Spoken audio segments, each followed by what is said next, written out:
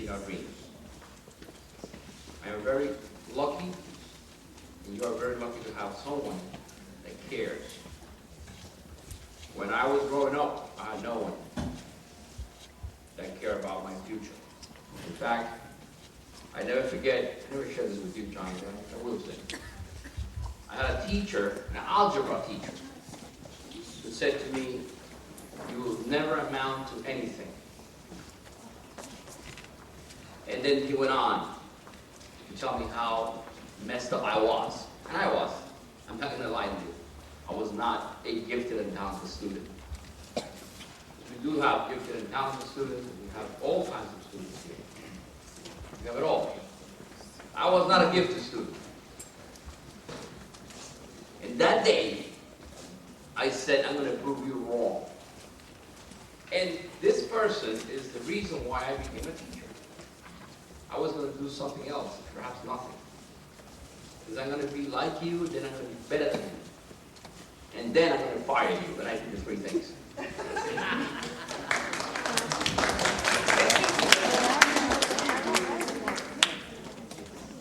So, this morning, we have Mr. Torres, who brings special guests.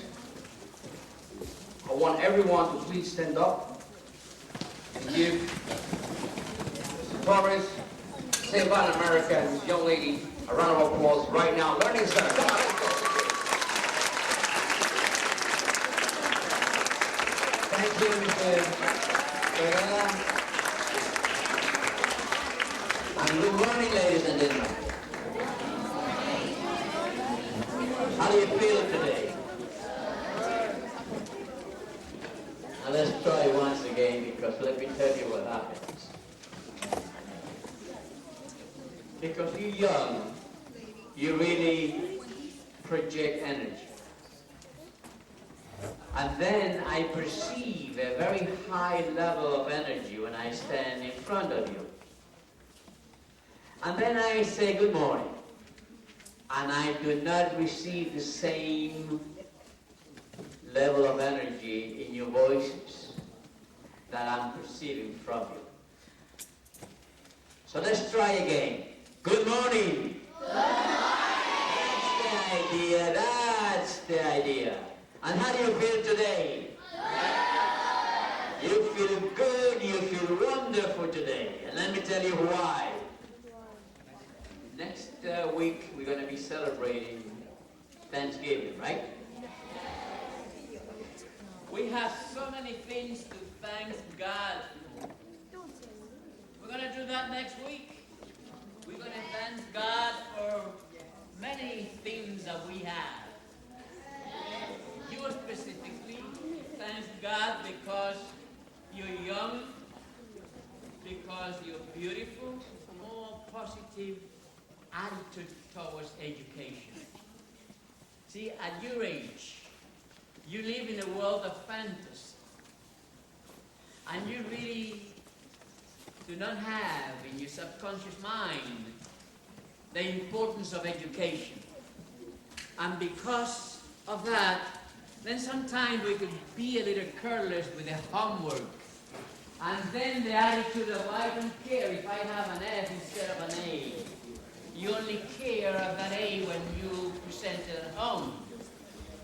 But you see, you don't do your work to earn an A or high grades only to make your parents feel good. You do it for yourself.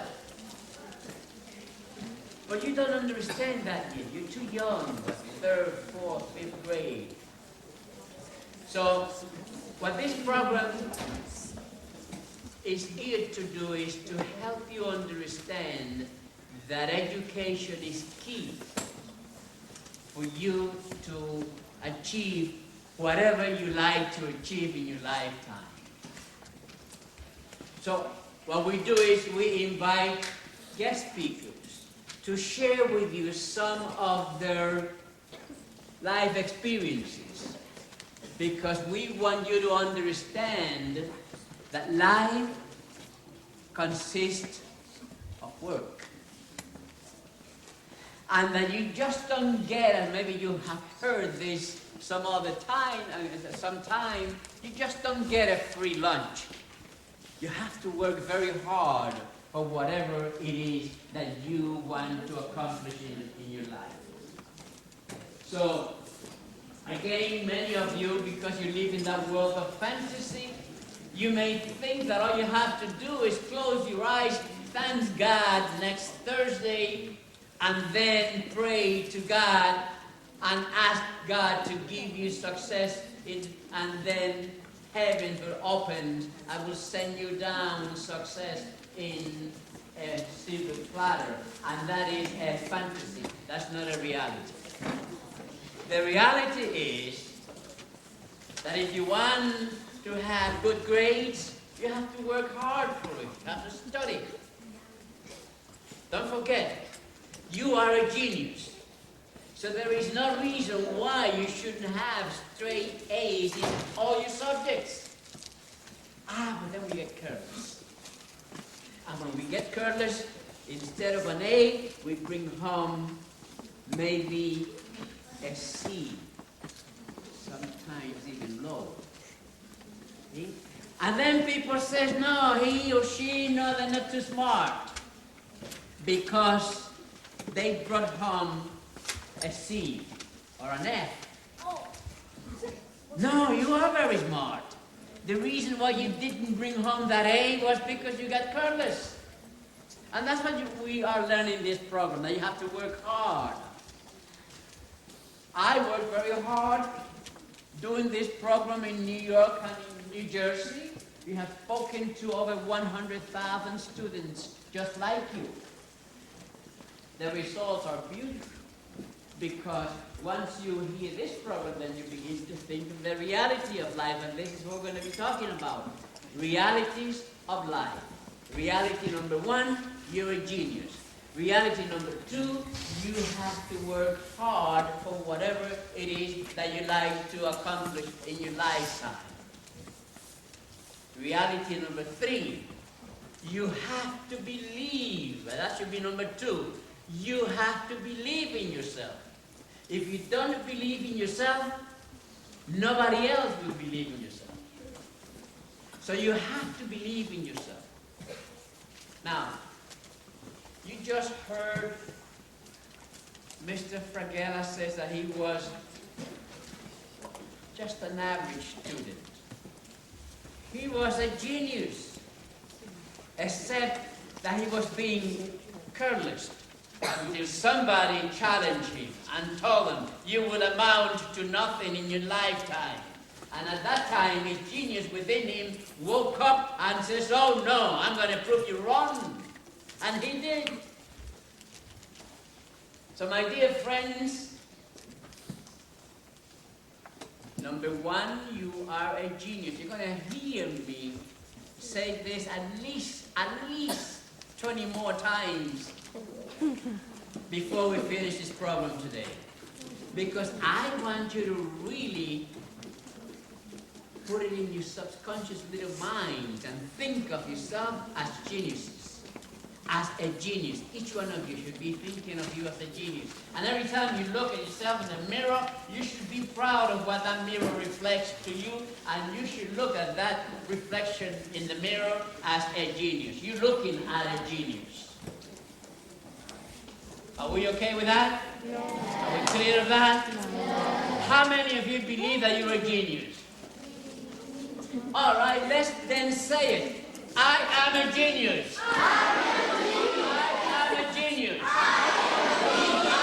am a genius. I am a genius. I am a genius. I believe in myself.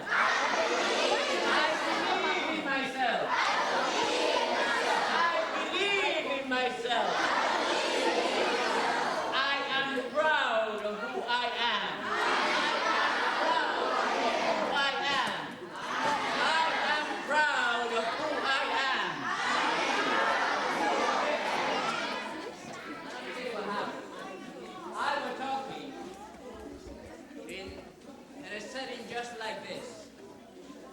And I told these students, students, each and every one of you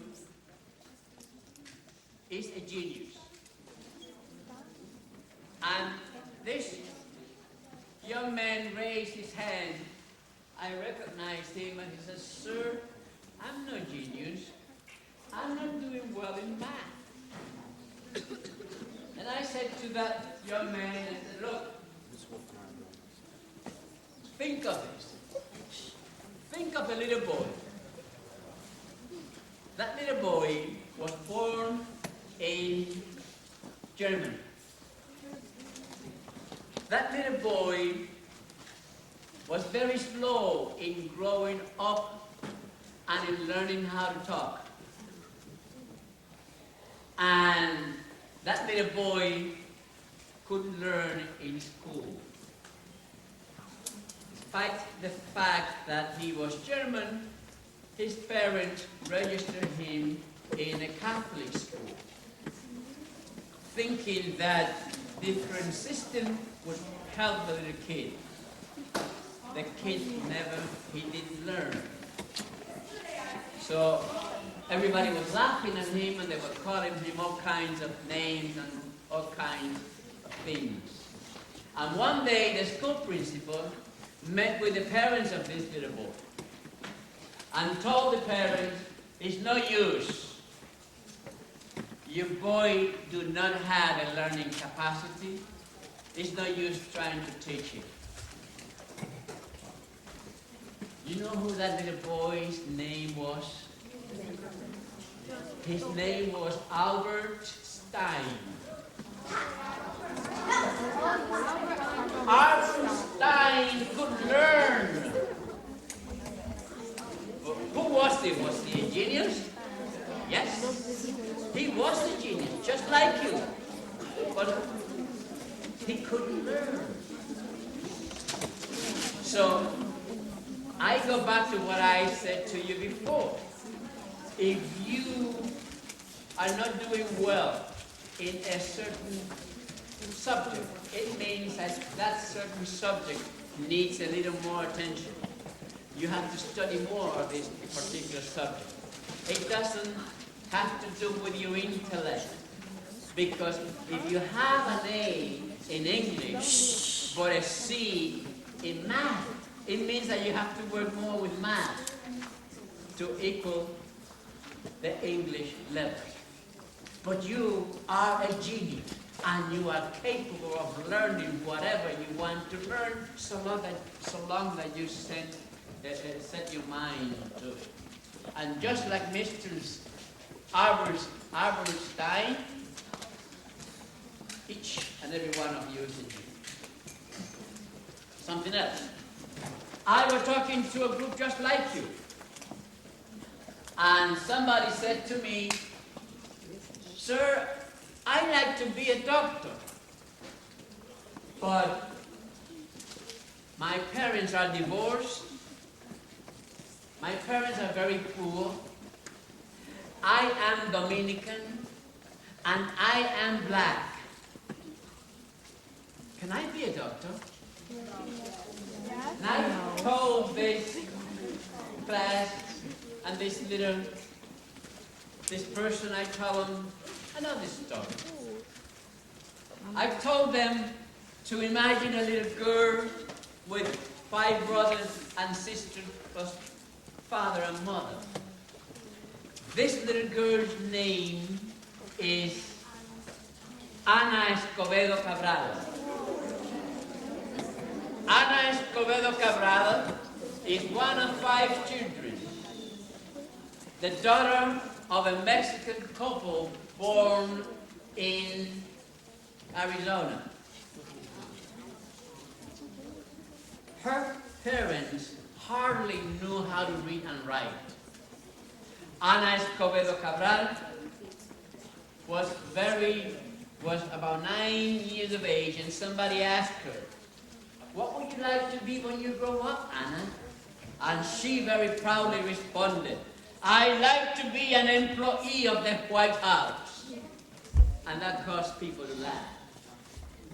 "Anna," they say, "look at your parents. They're very poor. They are not educated. Anna, you are a woman. You are Mexican.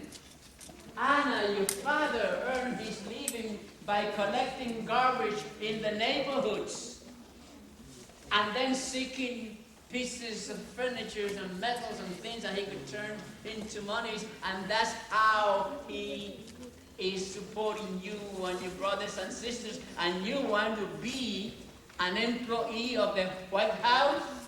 Anna, don't make me laugh, people used to tell her. Well, you heard the story before, those who participated in this program the first cycle of the school year.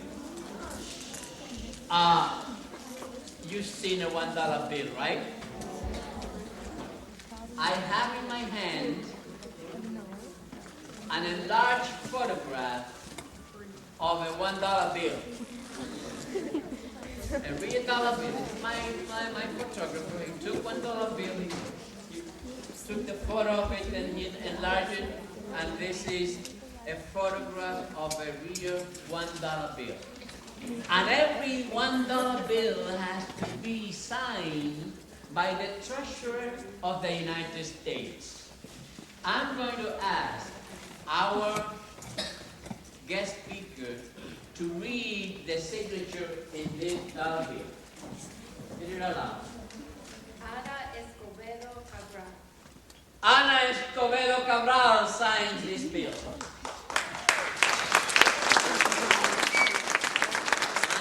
Ana Escobedo Cabral, Mexican woman, the daughter of a very poor family.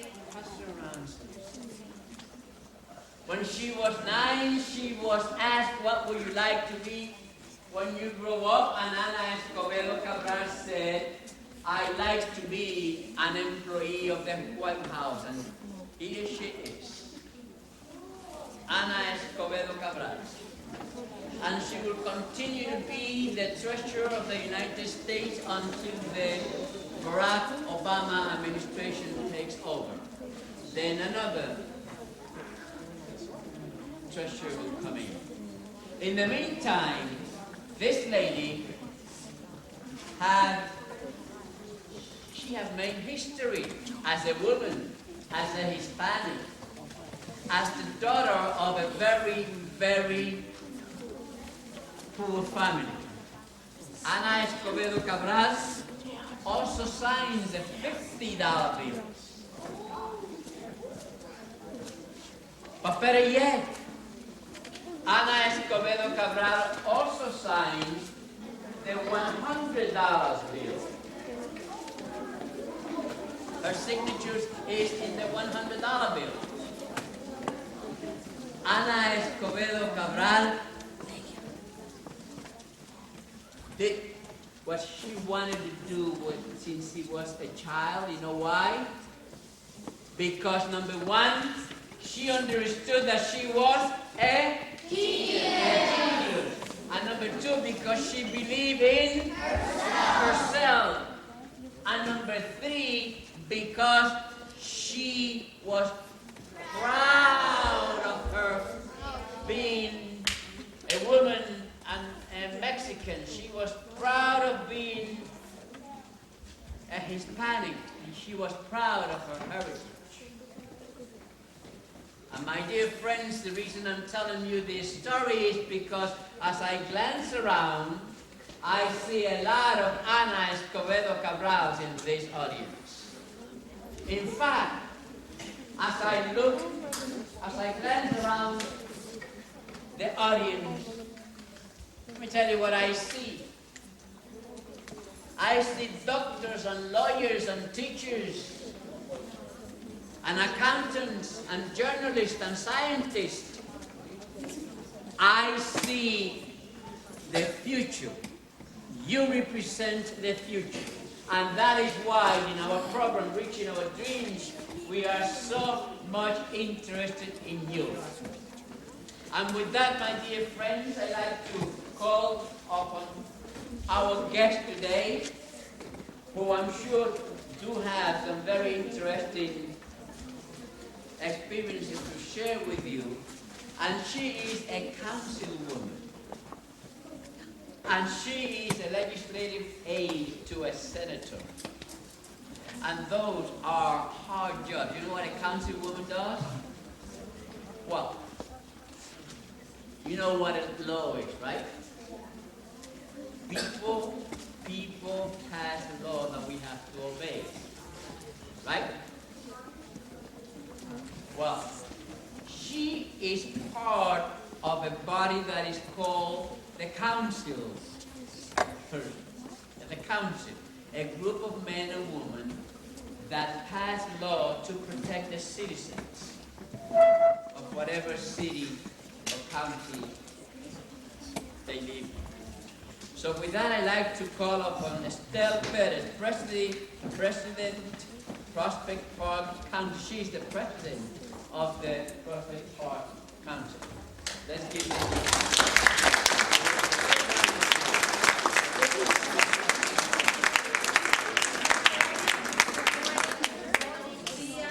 Take care of my body and my mind. I will nourish my mind.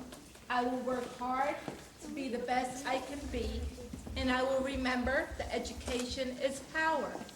And I will use that power to help my community.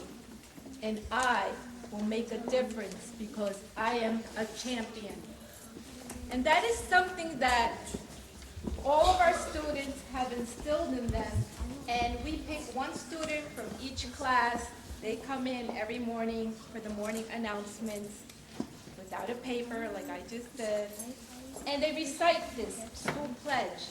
The whole school recites it every morning. Now I'm here to tell you a little bit about myself. And before I start that, I want you to realize that all of you have just experienced one of the best elections in the United States. You have all witnessed Dr. Martin Luther King's dream. Can anyone tell me what was Dr. Martin Luther King's dream? Yes. We shall not be denied by the color of our skin, but by the contents of our thoughts.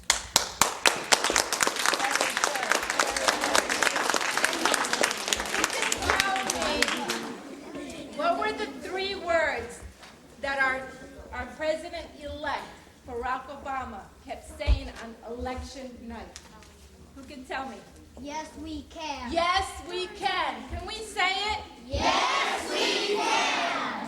One more time. Yes, we can. And you know what?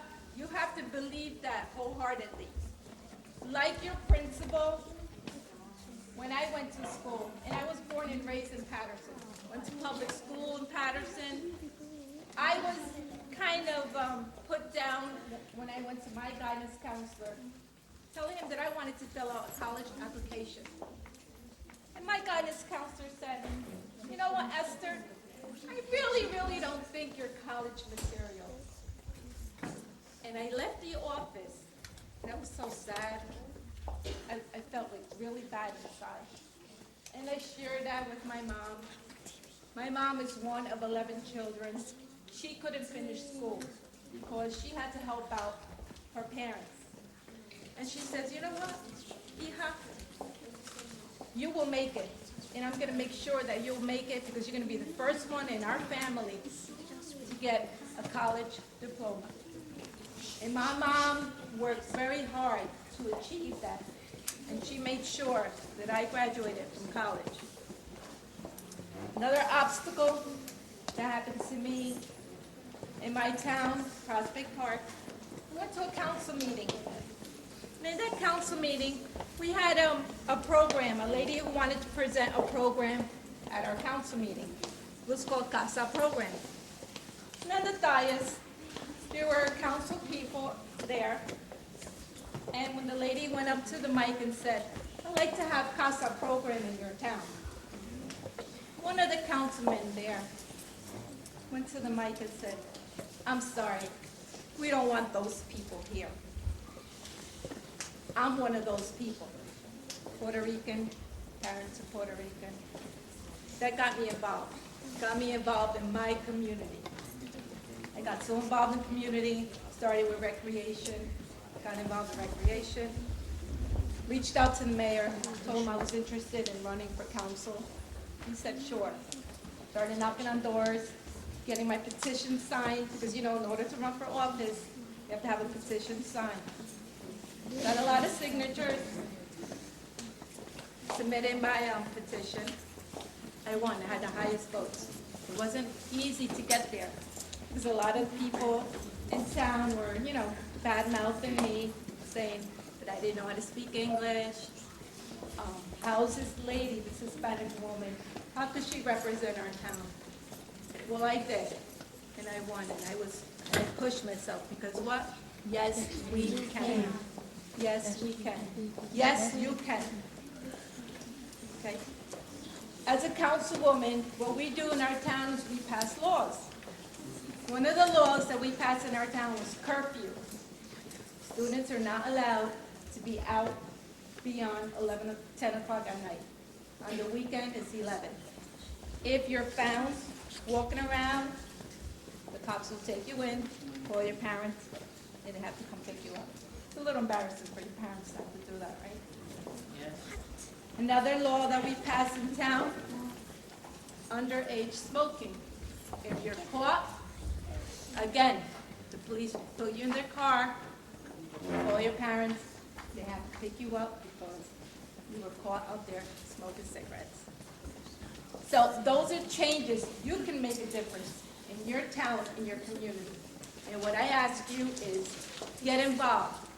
Work hard in school.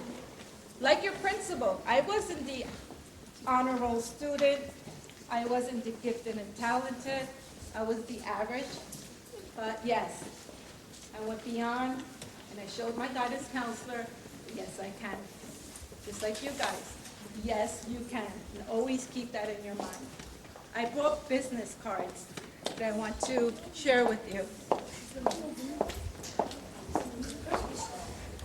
My email is here. I want to share, I want to give it to your teachers. Maybe if I don't have enough, put it on the board. And remember my message to you, like Barack Obama, yes, you can. Let's say it together again. Yes, you can. Thank you.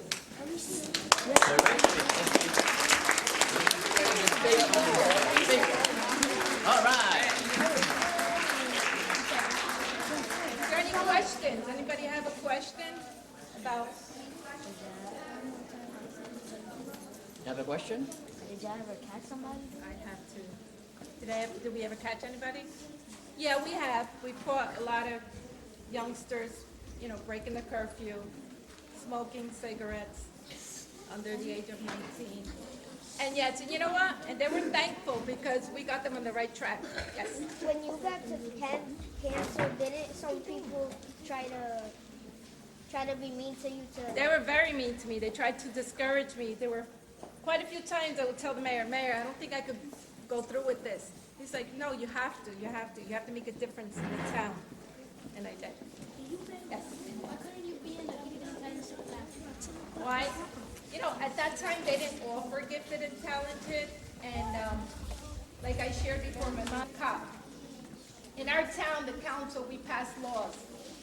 And each one of us are in charge of different committees. There's public safety, there's also recreation, we have what's called ordinance committee, and then we meet as different committees and we come up with ordinances that we need to pass. Just want to tell you all, have a great day. Your teachers will give you my email address. Send me an email, let me know how you're doing. If there's anything I can do, reach out to me, okay? Thank you. Thank you. All right.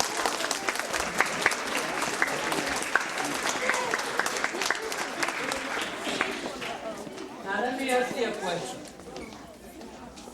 How many of you would like to be teachers? Terrific. Terrific. You know what? Teaching is one of the greatest professions there are. One of the most rewarding professions there are. With the time, teachers find in the streets, in the malls, in the stores, they find many people that are the children of people that they taught. Professionals. People holding big, big jobs that they taught. Now, I would like to invite the teachers in this room to come to the front, and we're going to do something special, and you're going to help me, okay? So the teachers in this room, please come to the front. All the teachers in the room, please come to the front.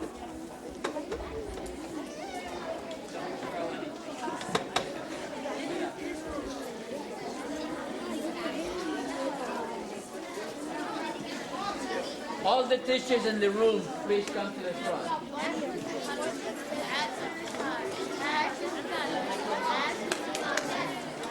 Quiet for the teacher.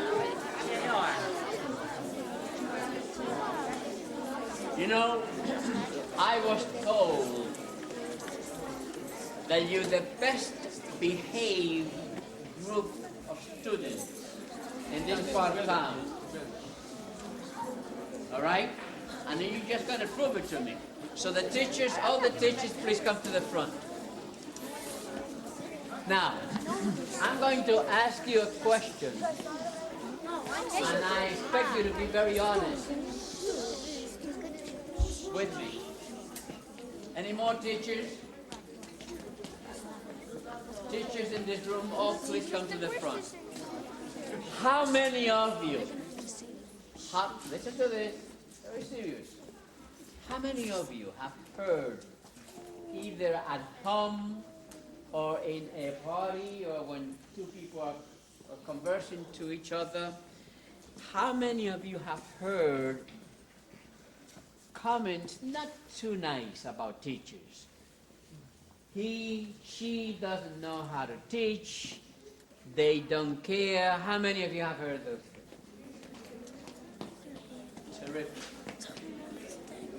We were talking, in the beginning, I was talking that one of the things we're going to be doing here today, we're going to hear some reality of life. We're going to be talking about the reality of life. When somebody tells that the teachers don't know how to teach or they don't care, that's not a reality. You're going to hear the reality right now. First of all, at home, you have mother and father and uncles and the grandparents and brothers and sisters, they all love you. That is at home. Then you come to the school. In the school you have the teachers that spend a lot of time with you, and in the process they get attached to you and they learn to love you. So the teachers love you. That's number one. Number two, listen to this. They were sitting exactly in the same grades that you're sitting today some time ago. They were sitting in third, fourth, fifth, sixth grade, and then they finished elementary school and they went to high school. And then no, they finished elementary school and then they went to High school, middle school, then high middle school, high school, okay. Now they finish high school, right? In high school they work very hard. You know why? Because in high school, if you don't work very, very hard, you're going to have low grades. And if you have low grades, it's going to be difficult to go into any college. Colleges are always looking for the best students or the best grades, the students with the best grades. So they have to work, they did work very hard in high school, and they finished high school and they went to college. In college they did papers and essays and they did a lot of work. And some of them, after college, went on studying to become teachers, special teachers in special subjects like math, science, history, etc., etc.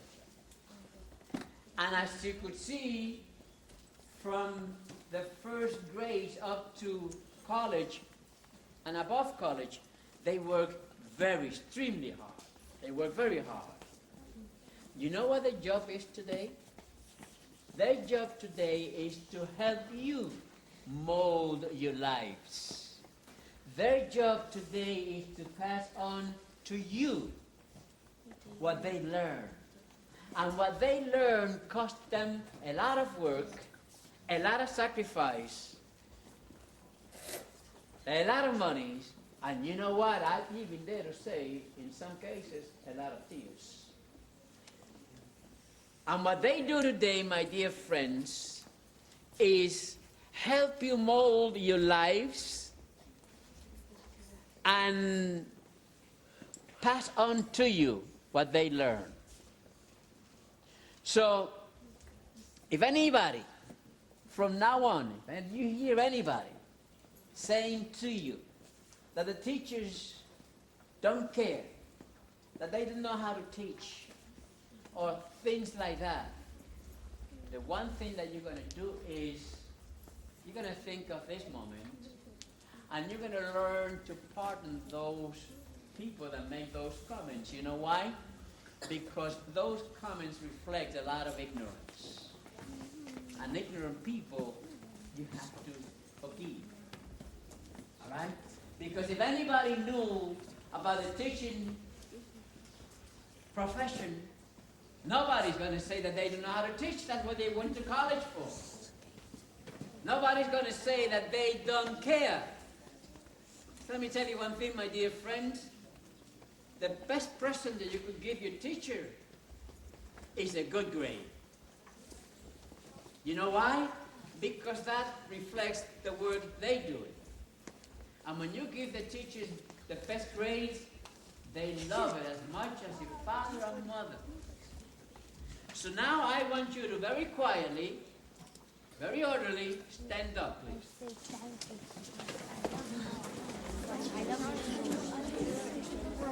And now we're going to give this group of men and women in front of you that we call teachers, we're going to give them a very strong round of applause.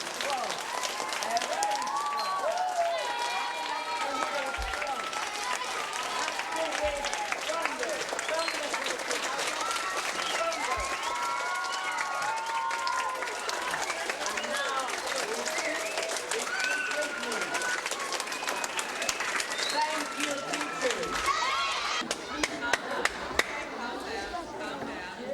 and notorious throughout New Jersey, that dinner that we have, which Johnny's going to tell you about, that is where all the students from New Jersey are there, selling your honor.